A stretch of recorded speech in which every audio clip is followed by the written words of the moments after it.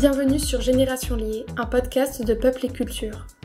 Pour faire simple, Peuple et Culture, qu'on appelle aussi PEC, c'est un groupe d'associations réparties partout en France. Notre but ? Promouvoir une éducation qui ne s'arrête pas à l'école, mais qui continue tout au long de la vie.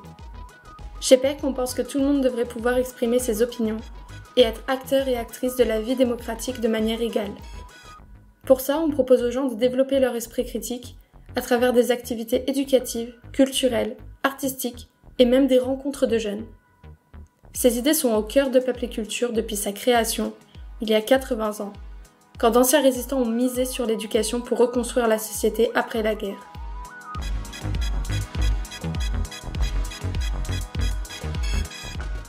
Ce podcast vise à interroger différents sujets, comme la montée de l'extrême droite, l'interculturalité, l'inclusion, la place des femmes et les enjeux écologiques qui portent depuis longtemps et portent encore les travaux de nos assos. Ainsi, des personnes de tout âge, de toute génération se succéderont au micro pour échanger sur ces sujets parfois complexes, en partageant leurs points de vue et leurs expériences. Rejoignez-nous pour échanger et mieux comprendre le monde qui nous entoure.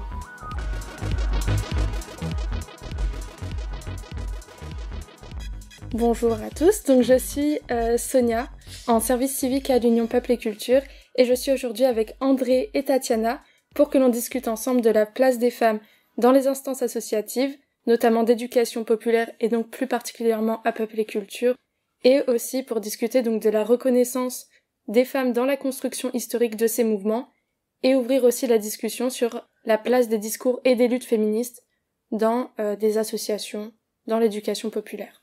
Donc déjà, est-ce que vous pourriez vous présenter peut-être un peu plus en détail pour nos auditeurs et nous dire, nous faire part un peu de votre parcours dans le milieu associatif et même en général, ce que vous faites, ce que vous avez fait. Alors je m'appelle André Durand, du nom de mon père, puisque je suis restée officiellement toujours célibataire. Et j'ai découvert Peuple et Culture en 61. Et j'ai adhéré à 61 jusqu'à présent. Je suis retraitée. Mon dernier emploi, c'était la direction départementale jeunesse et sport du Puy-de-Dôme. J'ai eu des longues années de détachement de mon métier d'institutrice à Peuple et Culture 63. Voilà. Autrement, j'ai eu un engagement politique que j'ai toujours à gauche. Et je suis encore militante dans une association. Et moi, Tatiana, donc j'ai 33 ans, je vis à Montpellier. Je suis aujourd'hui coordinatrice de projets culturels pour une association d'éducation populaire, mais plutôt liée aux arts de la rue. Et je travaille spécifiquement en milieu rural et de manière nomade en Occitanie.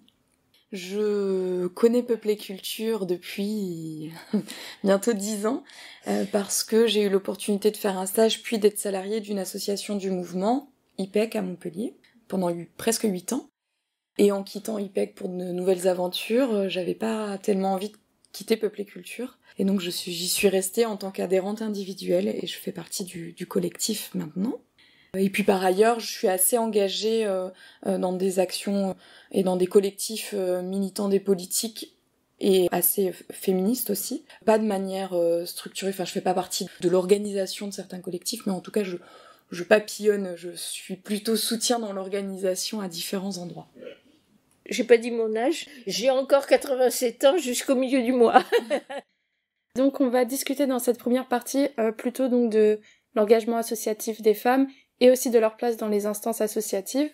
Donc pour les statistiques, je m'étais appuyée sur un document qui avait été sorti par l'INJEP en 2023 qui disait que les femmes étaient encore assez peu présidentes des associations aujourd'hui et qui reprenait des chiffres de l'INSEE qui disaient qu'elles composaient 35% des présidences de l'ensemble des associations.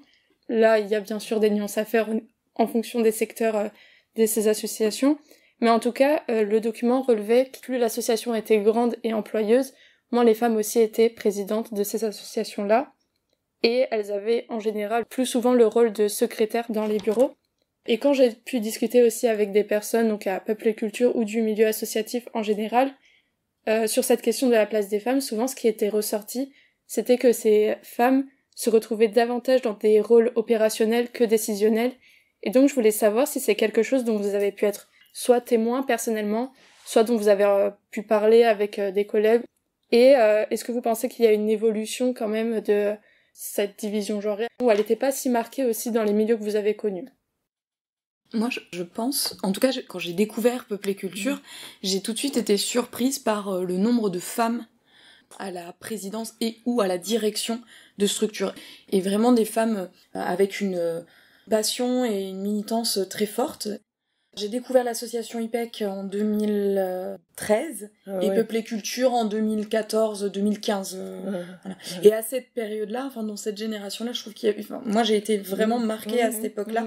Et je trouve qu'aujourd'hui, même si évidemment Peuple et Culture fait pas exception à cette règle qui fait que plus on est dans l'opérationnel, plus il y a de femmes, plus on monte dans la gouvernance, moins il y en a, mais on n'a pas à rougir de l'implication et de la place des femmes dans l'organisation.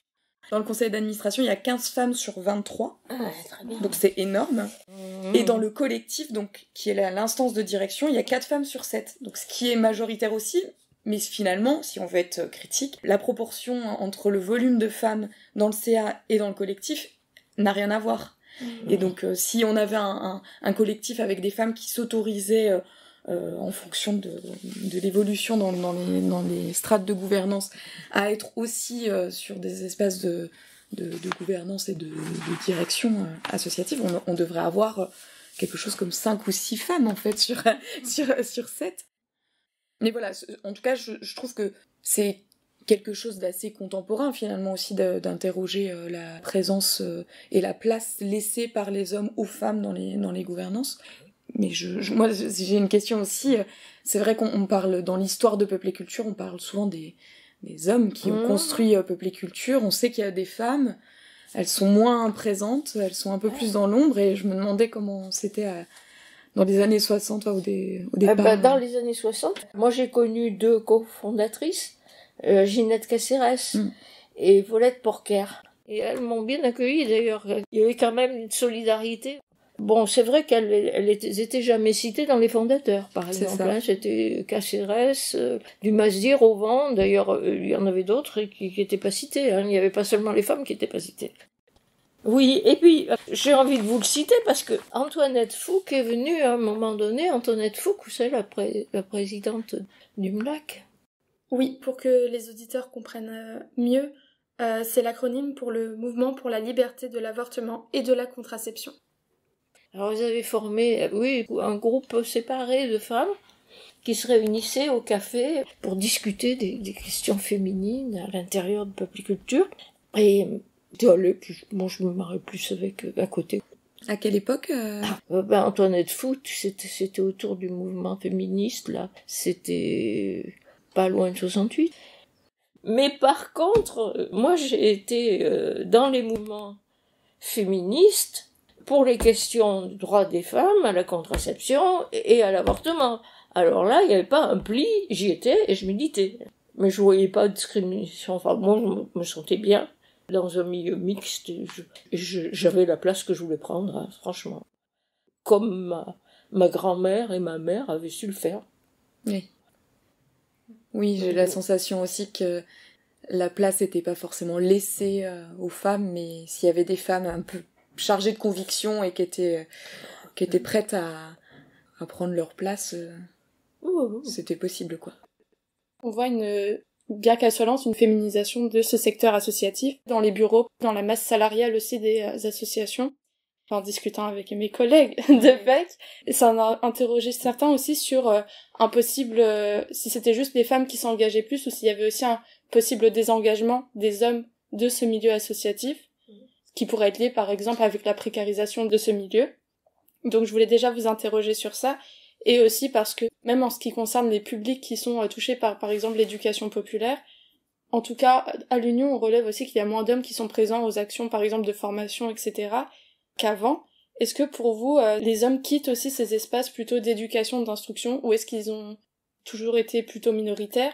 Et quelles seraient les raisons, et qu'est-ce que cela signifie sur le milieu associatif, sur ce secteur de l'éducation, de la formation? Avant, être formateur à Peuple et Culture, c'était extrêmement prestigieux. Et c'était les salaires à Peupliculture étaient intéressants. Hein. La formation des animateurs a eu tendance à se fonctionnariser quelque part. Les animateurs deviennent socioculturels. Pour ma part, en fin 92, quand j'ai quitté la Peupliculture pour rentrer à Jeunesse et Sport, j'ai eu la pénible impression d'avoir formé des animateurs préoccupés surtout des seuls loisirs de distraction. Il est sûr que les hommes ont besoin généralement, s'ils sont mariés et chefs de famille, ils ont besoin d'avoir un emploi stable, c'est plus le cas quand on est professionnel dans ce secteur. Et les femmes, prennent ce qui est possible d'avoir pour elles, et c'est le lieu de la féminisation. Ça veut pas dire qu'elles font du plus mauvais boulot, hein. Je pense que cette histoire de précarisation, en tout cas, le fait qu'il y ait moins de prestige à travailler à Peupliculture, ça a plus la même signification aujourd'hui qu'il y a quelques dizaines d'années. Et puis, la sensation aussi que ça reste un peu dans la genèse des actions féminines, de prendre soin, de transmettre. Il y a quelque chose aussi qui s'est un peu transformé dans la formation et dans les pratiques d'éducation populaire, où on est aussi sur des savoirs plus larges, sur des choses où la question de l'émancipation, elle n'est plus uniquement que politique ou par la formation, comme ça a pu l'être aussi peut-être plus à l'origine de Peupliculture. On a diversifié les espaces d'intervention, on est plus allé vers de l'animation aussi socioculturelle, et je pense que ça, c'est des champs d'action qui intéressent beaucoup moins les hommes que les femmes. Mais dans cette question-là aussi, ce qui m'interroge, c'est cette sensation que on a aussi beaucoup orienté le travail auprès des publics féminins, l'émancipation des femmes, le fait d'aider les mamans à sortir du foyer, ces choses-là, etc., qui sont à la fois des choses que je remets pas en cause, qui sont intéressantes, mais quand on creuse un peu, je me dis, c'est quand même intéressant et questionnant de se dire qu'à chaque fois, c'est encore les femmes et les mamans qu'on va responsabiliser de la bonne tenue de leur foyer, du loisir des enfants, de leur capacité à être une bonne mère, une bonne femme de foyer, et aussi une salariée, ou en tout cas une femme émancipée socialement ou professionnellement. Et du coup, il y a de plus en plus d'associations dans le champ de l'éducation populaire qui font aussi des groupes de papas ou des activités avec les hommes. Et je trouve ça intéressant aussi d'inviter les pères et les hommes à reprendre aussi un rôle d'alliés dans l'éducation des enfants. Voilà, ça c'est des choses qui m'ont questionné récemment. Je pense aussi qu'il y a le problème des familles monoparentales qui s'est considérablement accru, avec plus quand même de possibilités de garde d'enfants, avec les crèches, les garderies après scolaires, l'entrée très jeune en maternelle et tout ça, qui font que les métiers de l'animation étaient possibles pour les mères qui étaient un peu plus coincées au foyer. J'ai envie de vous citer une opération qui a été menée par une femme en Auvergne, Angelina Berforini. C'était dans les années 81-82. Ça s'appelait « Si vous sortiez voisine ». Parce qu'on avait remarqué que les femmes qui restaient à la maison, comme les ménagères, ne se rencontraient qu'à sortie d'école. Et donc avaient très peu de vie sociale. Les assistantes sociales faisaient des regroupements où on leur apprenait à cuisiner, à s'occuper du linge, à coudre. On a fait des sorties, toutes les semaines, des sorties culturelles pour ces femmes. Et alors, on leur parlait des institutions, on les amenait au conseil général, on les amenait au cinéma, il y avait des ateliers de musique. Et ça a été repris ensuite par les assistantes sociales qui ont repris le thème et les sorties culturelles dans leur travail. Vous voyez, alors ça a été une bonne opération, parce qu'on avait senti quand même que, quelque part, c'était notre façon d'être féministe. D'ouvrir des nouvelles opportunités. Penser que des activités culturelles pour les gens qui n'avaient pas l'occasion, qui étaient coincés chez elles, quoi. Pour élargir un peu la question de cette présence des femmes, je voulais interroger aussi leur présence dans d'autres types de collectifs ou d'organisations. Vous avez fait partie d'organisations aussi plus politiques, de partis d'organisations syndicales qui étaient des milieux plus masculins. Donc je voulais savoir si vous pouviez témoigner aussi de difficultés à trouver sa place en tant que femme dans certaines organisations plus que d'autres, et si vous pensez qu'il est donc plus facile de trouver sa place dans une association d'éducation populaire. Je dois être un sujet hors norme. Quand je suis allée dans un parti politique, j'ai eu une responsabilité. J'ai été trésorière fédérale à un moment donné. Par contre, je cite, au Parti socialiste, c'était un peu plus difficile, mais mon appartenance, enfin mon travail dans les associations culturelles les intéressait beaucoup. Et même quand j'ai eu des difficultés à tout ça, ils m'ont facilité ma réinsertion dans le milieu professionnel. Mais j'étais célibataire aussi, hein, et donc très très disponible, ce qui n'était pas le cas de mes collègues. Par contre, vous voyez, les femmes quand même laissaient leur mari prendre les postes de responsabilité. Même dans les milieux enseignants, les syndicats d'enseignants c'était toujours un secrétaire général qui était un homme. Maintenant, vous voyez, le problème de la présidence des associations, il est difficile quand même encore pour les femmes, sauf si elles ont l'âge, tout ça, mais des jeunes femmes, avoir de l'autorité, par exemple, sur un conseil d'administration composé en partie d'hommes. C'est plus facilité, j'ai l'impression. Enfin, il y a quelque chose de l'ordre de on laisse la place aux femmes parce que ça fait bien aussi, en plus d'avoir des femmes aujourd'hui à la gouvernance. Ah oui, c'est vrai que c'est à la mode. Oui. C'est à la mode, donc voilà. Après, derrière, est-ce qu'elles ont la place vraiment de s'exprimer ou d'avoir des responsabilités? Ça, c'est autre chose. Moi, j'ai la sensation quand même que, enfin, dans mon expérience perso, ça a été plus simple de trouver ma place et d'arriver à naviguer avec des responsabilités ou pas, mais dans des milieux d'éducation populaire plutôt que dans des milieux politiques. Je me rappelle notamment pendant la période de Nuit debout, je m'étais pas mal engagée personnellement en tant que citoyenne dans Nuit debout. J'allais régulièrement, enfin tous les samedis dans les rencontres, et j'étais jeune maman à l'époque. Et ça, certains militants hommes ne le savaient pas. Et à chaque fois que j'ouvrais la bouche pour dire quelque chose, c'était jamais vraiment pris en compte, notamment par certaines personnes de partis politiques, c'est pour ça que je fais le lien. Et jusqu'au moment où, pourquoi je sais plus, mais ils ont appris que je travaillais, j'avais un emploi à temps plein, que j'avais un petit garçon qui à l'époque avait 2-3 ans, et qu'en plus j'étais là tout le temps, et que du coup tout d'un coup j'avais gagné une sorte de prestige ou de légitimité à être là, et là on m'a laissé la place pour m'exprimer. Et alors à ce moment-là, du coup, j'ai arrêté, ça m'a énervée parce que je me suis dit c'était pas juste en fait que ma parole soit tout à coup entendue parce que d'autres raisons, alors qu'avant elle ne l'était pas. Et du coup, je trouve qu'il y a une culture quand même dans l'éducation populaire plus forte une forme de parité. En tout cas, j'ai traversé 2 mouvements d'éducation populaire qui sont les Francas et Peuplé Culture, et ça a été le cas à chaque fois. Même si, c'est pas du tout pour descendre les Francas que je vais dire ça, même si la place des femmes dans les Francas que moi j'ai connus était pas énorme, hein. En tout cas, il y avait beaucoup de femmes qui travaillaient pour les Francas. Dans les instances de direction, c'était quasiment que des hommes. Donc, ce que vous disiez sur la question de l'autorité aussi d'une femme, la légitimité, ces choses-là, c'est des choses qui sont toujours présentes, et même aujourd'hui à Peuplé Culture, il y a des rapports de domination qui se jouent, mais même entre hommes et hommes, hein, c'est pas que hommes et femmes. Il y a une culture aussi du verbe, de l'opposition d'idées qui est hyper intéressante parce qu'elle nourrit la pensée, mais qui parfois écrase complètement des personnes et des propos, et notamment des femmes, parce qu'il faut oser, réussir, sentir légitime, avoir le bon argumentaire, savoir poser la voix plus haute que les autres pour y aller, et c'est pas simple. Ouais.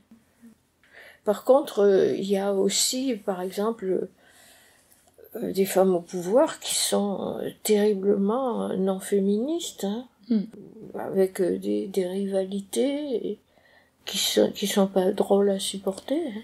J'ai eu des problèmes avec les directrices de Peuplé Culture. J'ai la sensation, alors c'est une analyse complètement perso, hein, mais ça vaut ce que ça vaut, mais j'ai l'impression qu'il y a certaines femmes à Peuplé Culture qui se sont aussi construites un peu dans ce schéma-là de très autoritaire ou un peu de domination, et j'ai sensation qu'il y a pu avoir une période aussi de direction féminine qui finalement rejouait un peu les mêmes codes. Il y a cette question de être une femme ne veut pas forcément dire être solidaire des autres femmes. Même si quand même, pour contrebalancer, c'est quelque chose que vous avez dit un peu plus tôt, il y a toujours, j'ai l'impression, et dans ce que j'entends, peut-être il y a toujours eu des réseaux un peu souterrains d'entraide entre les femmes à Peuple et Culture, enfin peut-être en général. Ah oui, oui. J'ai remarqué une chose quand je suis venue à l'Assemblée générale de PEC, là, que il y aurait eu grand besoin pour les femmes de Peuple et Culture d'apprendre à parler en public d'une façon audible, tu vois. Parce que vraiment, là, il y a une formation qui manque et qu'il n'y a pas de raison qu'elles n'acquièrent pas autant de facultés à attirer l'attention et à retenir l'attention, à part la qualité de leur voix et par les argumentaires. Tu vois, il y a une formation à faire là-dessus. Mais oui, c'est intéressant sur la question de la capacité à prendre la parole. Oui. Et à être entendu. Par la manière dont on a de poser les... Eh bien, on les entend mal parce qu'elles n'ont pas appris à poser leur voix et tout ça. Or, la voix féminine peut être tout aussi audible qu'une voix masculine, tout aussi agréable à entendre si elle est bien posée, si elle est bien placée.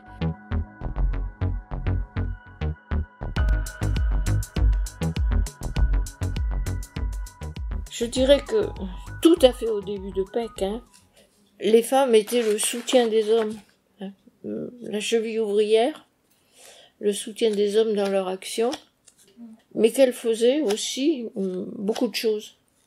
Ils en sortent peut-être, mais je crois que les hommes avaient besoin de montrer leur supériorité, même s'ils n'en étaient pas sûrs. Et toute la société, d'ailleurs, les poussait à se rendre indispensables. C'était le chef de la famille. Le chef de bureau. C'est vrai que ça, c'est quelque chose qui change aussi. Globalement même, le fait d'être chef, d'être glorifié par sa capacité à décider pour les autres, c'est quelque chose qui est moins souhaité et souhaitable aussi. Enfin, il y a des choses qui évoluent dans l'éducation populaire aussi, où on est moins dans la glorification des personnes, on est davantage sur peut-être des manières de faire collectivement, c'est-à-dire que de plus en plus, les formateurs, animateurs et animatrices sont plutôt aidants dans la prise de conscience, dans le fait de valoriser la richesse de chaque personne dans un groupe.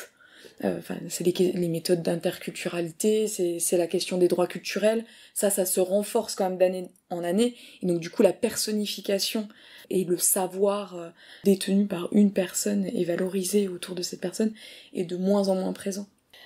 Moi, je pensais pas à l'éducation populaire, en fait, quand je disais ça, tu vois. Je pensais à la société en général, tu vois. Parce que les méthodes de Peuple et Culture, dès le début, ça a été le partage, la convivialité, le respect de tout le monde, et absolument pas de cours magistraux, Oui, quand je disais la glorification de la personne, c'est pas forcément les personnes elles-mêmes qui se mettaient à cette place-là. Il y avait aussi comment les personnes accueillaient ces personnes-là. Accueillir ces personnes-là, c'était et ça marchait. Si Peuple et Culture s'est implanté dans le Puy-de-Dôme, c'est parce que le premier président de PEC avait, dans une autre association, invité Dumasdier, Rovan et Cacérès à faire des conférences. Et bon, des conférences très magistrales et très vedettaristes, vous voyez. C'est vrai que l'éducation populaire aujourd'hui a plus cette aura vedettariste. Enfin, on n'a plus de vedettes aujourd'hui l'éducation populaire comme ça l'était à l'origine de Peuple et Culture. Oui, c'était les héros de la résistance. Oui, voilà. Il y avait une histoire... Une histoire forte. Mais ce qui est intéressant, c'est qu'il y a beaucoup de groupes qui se forment et des collectifs qui sont intéressants quand même. Regardez, par exemple, avec la montée de groupes de la gauche, d'extrême gauche, avec beaucoup de femmes, les mouvements contre le réchauffement climatique et tout ça, les écolos, LFI, il y a énormément de femmes aussi. Ça a été des groupes qui se sont fondés en à peine 10 ans,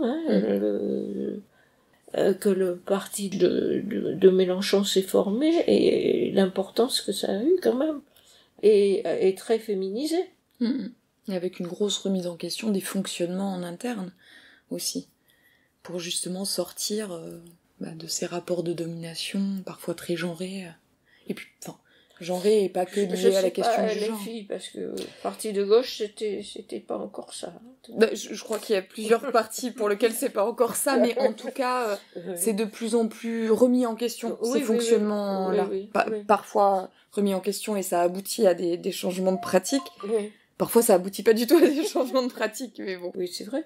De toute façon, j'ai l'impression qu'on est à un stade où énormément d'organisations vont être remises en question.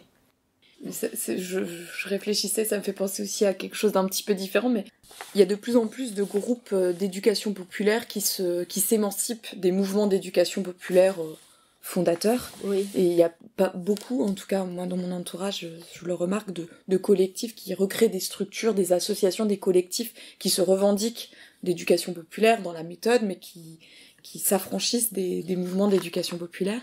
Et j'ai la sensation que quand il s'agit de mouvements plus liés au faire, à l'entraide, à la convivialité, à la question du bien vivre ensemble, souvent ce sont des collectifs qui sont plutôt portés par des femmes, ou dans lesquels il y a des femmes, et les collectifs plutôt liés à la question de la formation, la transmission d'outils d'éducation populaire, c'est bien plus souvent des hommes qui les portent aussi.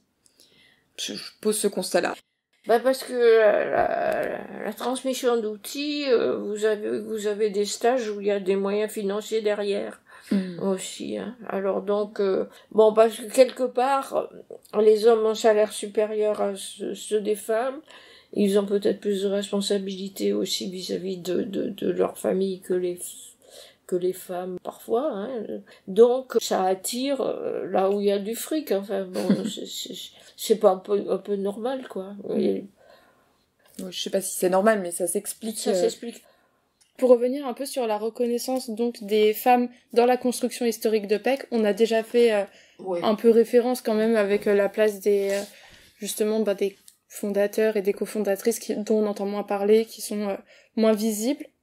Je sais pas si vous avez des choses à rajouter sur ce sujet, sur des raisons qui pourraient expliquer que leurs actions soient moins visibles dans la construction historique, ou est-ce qu'elles ont moins contribué aussi à des productions écrites, ou pourquoi elles ont été moins sollicitées peut-être aussi. Mais je pense qu'on n'a pas fait l'histoire des mouvements locaux, régionaux et départementaux. Je pense que en Corrèze, le rôle de Manette Chandier va pas être en valeur. Puy-Dôme, on n'entend pas parler beaucoup de moi. Et dans pas mal d'endroits, quand on a eu des présidentes à Peupliculture.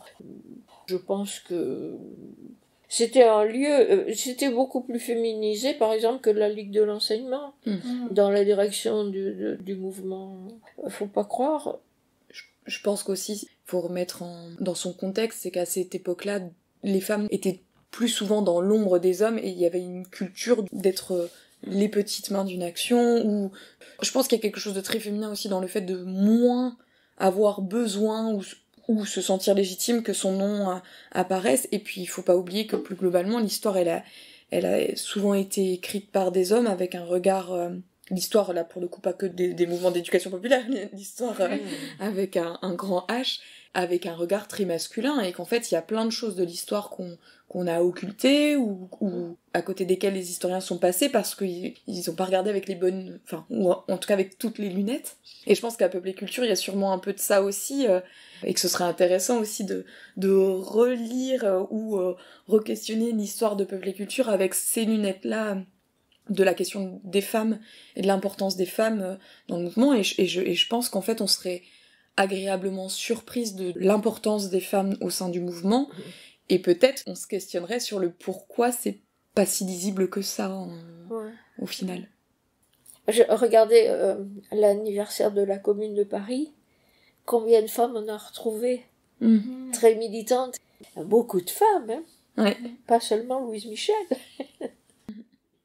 Je voulais revenir avec vous sur les femmes vraiment en tant que militantes dans ces associations. Un peu questionner aussi quel type de profil elles ont eu, quel type de profil elles ont maintenant, et on en a déjà parlé un peu, mais de la façon de participer, de militer dans les associations. Je trouve que c'est difficile de parler pour les femmes en général parce que c'est...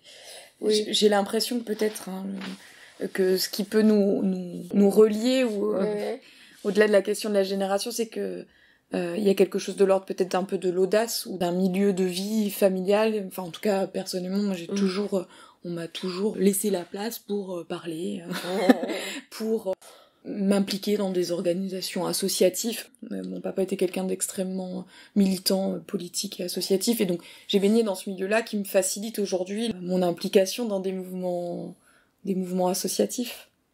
Une anecdote, ma mère m'a soulevée pour que je mette son premier bulletin de vote dans l'urne. C'est la première fois qu'elle votait, et c'est moi qui ai mis son bulletin dans l'urne. C'est un symbole quand même, hein.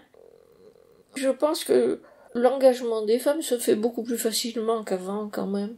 Il y avait moins de machisme, certainement, et que la société évolue pas mal. Que les femmes n'ont pas été sous-considérées tout le temps, mais que c'est vrai que il fallait certaines conditions quand même, parce que quand la femme avait un gosse non voulu tous les ans dans les années juste après-guerre, où il n'y avait ni contraception et que l'avortement aboutissait à des drames singuliers, ça favorisait pas tellement leur participation sociale, ces problèmes-là. Et je pense que le féminisme s'est développé heureusement autour de ces questions primordialement et qui sont encore à défendre, hein. On a des rapports sociaux qui, dans l'ensemble, s'améliorent, hein. Il y a plus de questions humaines maintenant que de questions féministes tout court. Oui, j'ai l'impression en tout cas que dans ce qui traverse peuple et culture actuellement, c'est pas tant les questions féministes ou du féminisme en tant que tel que des questions plus systémiques de comment on arrive à vivre bien ensemble avec le moins d'écrasement possible de groupes sociaux, quoi. On peut rentrer avec la question des classes sociales, la question liée aux origines.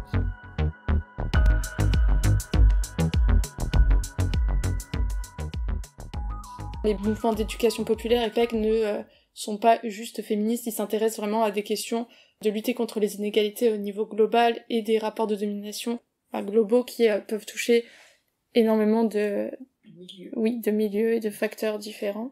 En tout cas, il y a des outils et des démarches d'éducation populaire qui sont aussi reprises par des associations qui peuvent être féministes, par exemple. Pour vous, qu'est-ce que le modèle associatif et des outils et des démarches d'éducation populaire peuvent apporter justement à des luttes féministes? Des outils pour la conduite des réunions, la prise des décisions, la prise de parole en public. Qu'est-ce qu'il y a encore? L'analyse historique. Moi, j'ai appris chez les Anards, c'était pas un mouvement d'éducation populaire, mais l'organisation de manifestations avec peu de personnes. C'était évident qu'avec une 50aine de personnes, vous arriviez à rendre visible une action. Il y avait des trucs, des choses qui ne nécessitaient pas énormément de monde et qui faisaient son effet, quoi.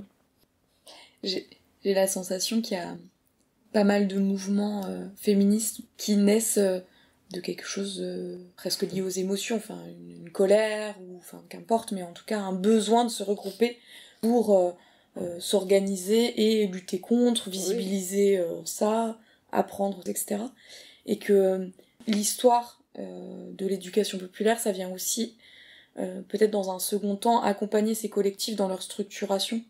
Ce que disait André, ou une fois qu'on est là, qu'on est ensemble, qu'on fait collectif, comment on structure, on organise, on se fait entendre, ouais. on gagne, parce qu'il y a des choses qui se sont gagnées quand même. Mais je crois que les mouvements d'éducation populaire, parce qu'ils avaient besoin de la survie de leurs salariés aussi, étaient moins militants, parce que le nombre de militants qui pouvaient être dans ces contingences a diminué, hein.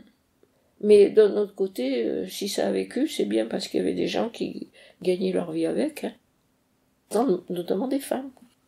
Mais des femmes qui étaient aussi ok d'avoir des temps partiels, d'avoir des rythmes de travail très décousus ou discontinus, des salaires pas si élevés aussi. Enfin, Bah oui, il y a toute cette réalité-là, et je crois que les hommes ont très vite déserté aussi. Un peu aussi par nécessité, parce que s'ils avaient une famille en charge, je sais pas, il faudrait voir quand il y a de gens vraiment célibataires, tu vois, dans des mouvements d'éducation populaire encore. Oui.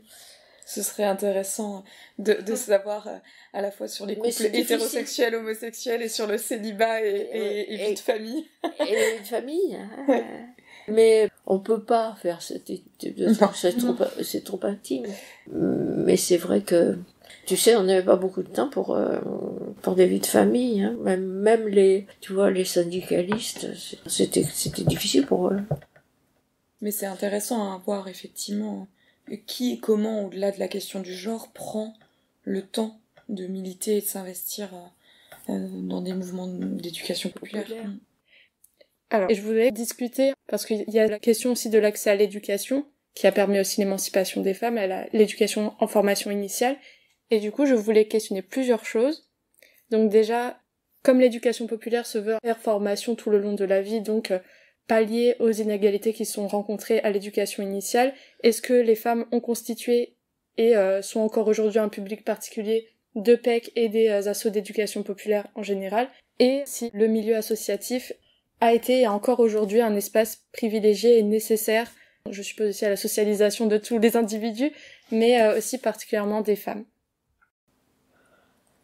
C'est le secteur social plus que l'éducation populaire qui a été un facteur de socialisation des femmes, puisque à l'après-guerre, il y a eu les services sociaux qui enseignaient les techniques ménagères surtout, mais qui alphabétisaient aussi, voire amenaient à un peu l'écriture, hein, aussi, des femmes. Et les centres sociaux existaient partout. C'était financé par les caisses d'allocation familiale.